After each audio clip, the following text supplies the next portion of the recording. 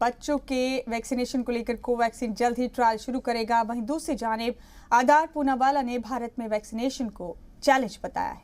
तफसील से देखते हैं।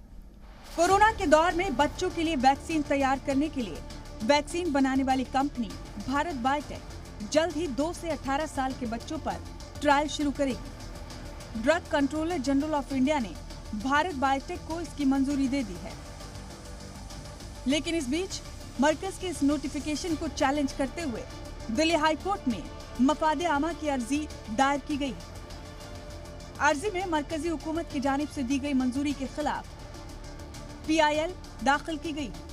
वहीं दूसरी जानिब सीरम इंस्टीट्यूट के CEO आधार पूनावाला ने भारत में वैक्सीनेशन को एक बड़ा चैलेंज बताया है। आधार पूनावाला ने कहा कि दुनिया की आबादी को पूरी तरह से टीका लगने में 2 से 3 साल लगेंगे। भारत में वैक्सीनेशन मुहिम को लेकर कई फैक्टर और चैलेंज शामिल हैं। सबसे पहले जनवरी 2021 में हमारे पास टीके की खुराक का एक बड़ा स्टॉक था। हमारी टीकाकारी मुहिम कामयाबी के साथ शुरू हो गई थी और दर्ज किए जा रहे यौमिया मामलात की तादाद अब तक के सबसे निचले सतह पर थी। इन हालात में तिब्बी माहिरीन समेत ज्यादातर लोगों का मानना था कि भारत वबा का रुख मोड़ रहा है। इस बीच आधार पूनावाला ने बैरून मुल्क वैक्सीन भेजने की बात को लेकर भी सफाई दी। ब्यूरो रिपोर्ट, जी मीडिया।